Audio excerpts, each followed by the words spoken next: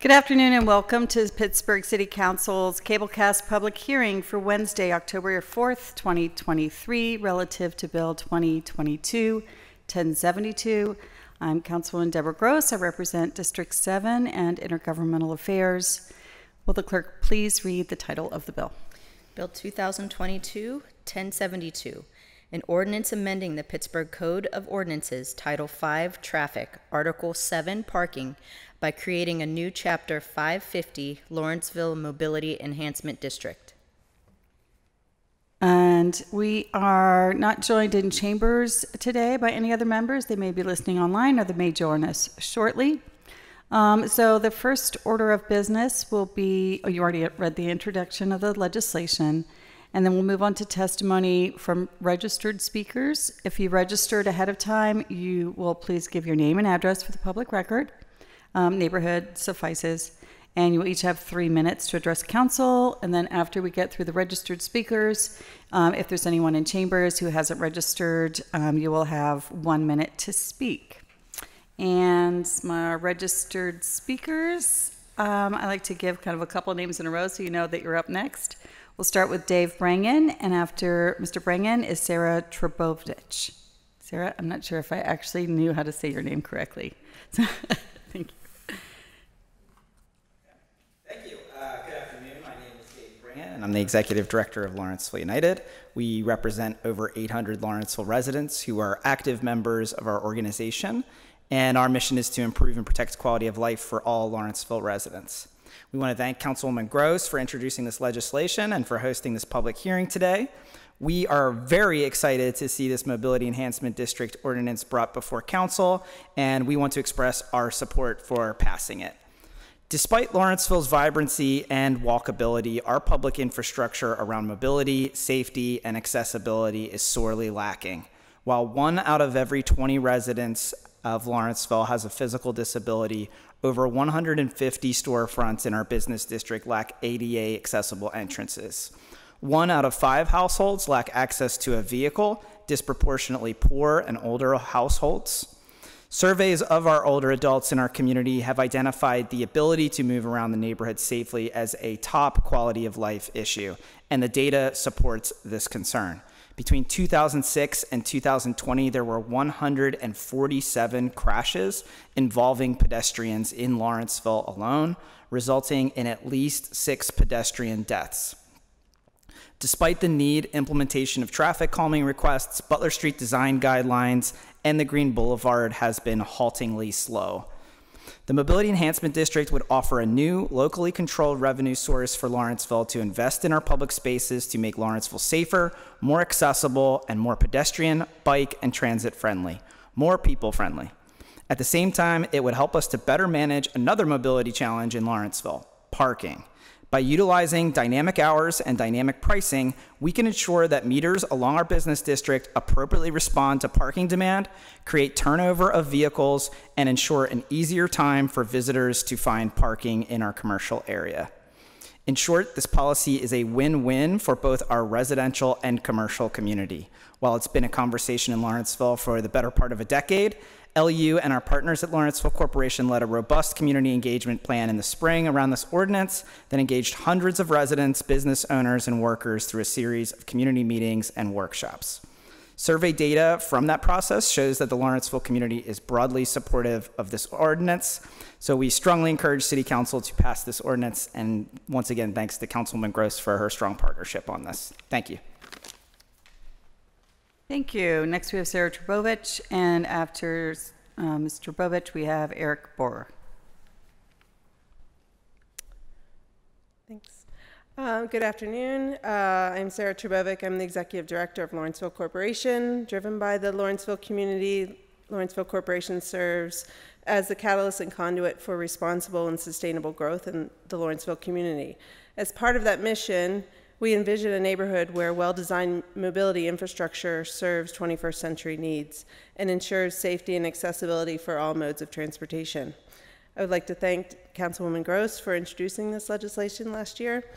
For many years, Lawrenceville has been striving to meet the goals of improving our public infrastructure and managing parking demand more effectively. The Mobility Enhancement District legislation does just that, aims to better manage parking demand along the commercial district in Lawrenceville with dynamic hours and pricing while funding much needed mobility and infrastructure improvements to make Lawrenceville safer, more accessible, and easier to get around for all community members. Lawrenceville Corporation supports the first step of enacting this proposed legislation that will establish a Lawrenceville-specific fund with the revenue collected during the additional hours of enforcement. The fund will allow for much-needed public investment in infrastructure improvements such as traffic calming, sidewalk repairs, bus shelters, and bike infrastructure in our thriving neighborhood.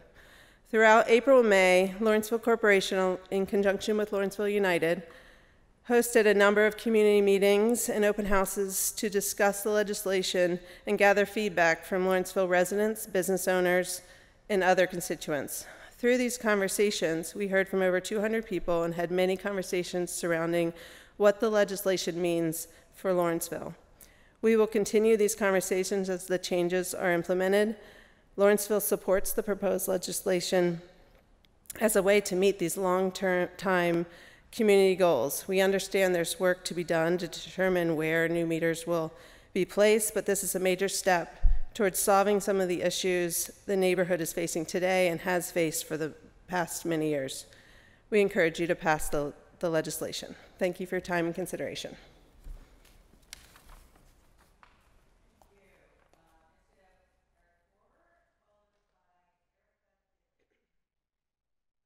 My mic's off. My mic's off, that's better. Next we have Eric Bohr, followed by Erica Gidley. Hi, am I on? Can you hear me? Yes, we can hear you. Thank you. Thanks. Good afternoon. My name is Eric Bohr. I'm a resident of 4904 Hatfield Street in Lawrenceville. I'm also the advocacy director of the nonprofit Bike Pittsburgh, also located in Lawrenceville. I'm here to express my support for the Mobility Enhancement District. As a resident and employee in Lawrenceville, I see firsthand how much the increase in automobile traffic has impacted our neighborhood over the years. The increase in motor vehicle traffic has unsurprisingly brought with it many negative impacts. For instance, it's more difficult to walk and bike around the neighborhood due to the hostile environment that drivers create. Crashes are on the rise, leading to more people choosing to drive instead of walk or bike. The expectation that people can drive here and park for free only encourages more people to drive to the neighborhood, compounding the problem as they circle the neighborhood looking for more parking. This is a quality of life issue, and we need creative tools in our toolbox to curb the increase in driving to the neighborhood, as well as a way to fund the improvements necessary to make biking, walking, and transit the easiest and preferred way to get around. We feel that the Mobility Enhancement District attempts to do both. I just want to thank you for your time and hope to see this passed. Thank you. Thank you. Next we have Erica Gidley, followed by Christopher Chandler. Hello, can everyone hear me? Yes, okay. My name is Erica Gidley, and my family and I live in the 6th Ward in Lawrenceville on 38th Street. I am in favor of a mobility enhancement district in Lawrenceville for the following reasons. Public and pedestrian safety improvements. A lot of drivers, local or not, want to get where they are going and quickly. Avoiding traffic has become human nature at this point. This district has the opportunity to be a fund for streetscaping that keeps pedestrians and cyclists in mind. I want to feel comfortable walking with my young children to school, to the library, to summer camp, great amenities that we have in our neighborhood. And I want the streets safer as my kids also get older and more independent. It also provides a focus on the local community. I've been in Lawrenceville since 2008, and we all know a lot has changed since then. I'm happy to be living in such a bustling, vibrant neighborhood. However, I feel the emphasis has been to get people in and visiting, but this district is a step forward to make it better to stay here. This will also provide a way to make our area better for busing. Like Dave said, a lot of residents don't drive, and a lot of visitors drive in because it's easier. So this would help give a little more infrastructure for those who may be busing or taking other public transit. As a resident, I support this legislation. Thank you, Councilwoman Gross, Lawrenceville United, and Lawrenceville Corporation for taking the need for better urban infrastructure seriously. Thank you. Next, we have Christopher Chandler, followed by Amy Zase. Hi, can everyone hear me? Yes, we can hear you. Perfect. Good afternoon, and thank you for providing this time for me to speak today. My name is Christopher Chandler, and I'm a resident of Upper Lawrenceville on Holmes Street, in addition to actually being a new member of Lawrenceville Corporation's Community Development Committee. And I just wanted to speak briefly today in order to express that I am in favor of the proposed Mobility Enhancement District. As a transportation practitioner and expert by profession and education, I can personally attest to how the Mobility Enhancement District, as outlined and the process in which to help fund it, will be greatly beneficial to the Lawrenceville community, in addition to acting as a promising case study for similar transportation initiatives that may occur throughout the county in the future. I have had multiple friends get injured in traffic and pedestrian-related incidents throughout the community, and I myself have had many near-close interactions with vehicles while walking and biking. I believe that some of the improvements proposed within the mobility plan would be greatly beneficial in curbing those incidents and doing so in a way that is up to par with the most current state-of-art practices seen throughout other cities in the U.S. Additionally, due to the high traffic levels on Butler Street, plans to decrease car dependency via making other modes of transportation more accessible and comfortable will be greatly beneficial to decreasing street congestion and thus helping to improve local air quality as well. And it is with great hope that this plan can simply be the first step to further implementing other transportation and public space needs within the community, such as additional green spaces, traffic calming measures, and accessible multimodal infrastructure. And lastly, I would just like to commend and elevate the efforts of Councilwoman Gross, Lawrenceville Corporation, Lawrenceville United, and all others involved for spearheading such an intentional community engagement process. And I look forward to this process continuing as we begin to make Lawrenceville a safer, more sustainable, and more accessible place to travel for all modes of transportation and for all community members. Thank you. Thank you. We have Amy Zase, followed by Sarah Ponsel.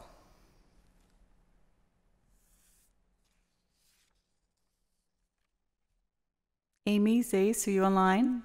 I think you have to hit star. Do you still have to hit *6 if you're on a phone? She's not on a phone. She's not there. Okay, so we've lost Amy. We'll go on to Sarah Ponsel, and that's my last registered speaker. And so if anyone is unregistered wishes to speak in chambers or online, I guess. I'm not sure how we manage the online part. Not online. Just if you're here in person in chambers, you could have 1 minute. Do we have Sarah Ponsel? No, not in chambers, not online? Okay.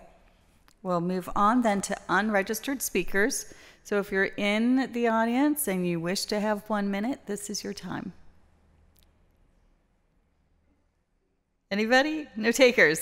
All right. So having exhausted all of the registered speakers and having no unregistered speakers wishing to have their time, I don't have other members, I don't think, online. Usually we give members a chance to make a final comment, so I'll just take my time to do that, and then we'll adjourn. I always like to make sure I thank people for registering and coming down all the way downtown, so thank you all for everybody who's here in chambers and online as well from taking the time out from your day and speaking so eloquently about your experience in the neighborhood and what you hope to see out of this legislation.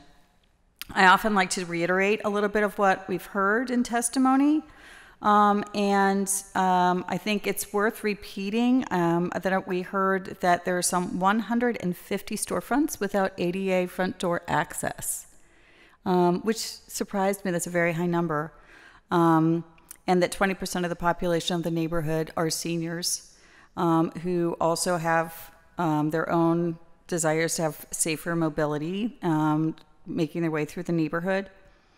That the organizations, Lawrenceville United and Lawrenceville Corporation, who testified today, have spoken to hundreds of residents in 2023 at community meetings that I know that they had throughout different parts of the very large neighborhood so that people could have a chance to engage. that there's a need for, especially I heard a repeated theme that with the increase in visitors and the increase with Lawrenceville as a destination, that the increase of cars and the increased busyness in the neighborhood has decreased safety.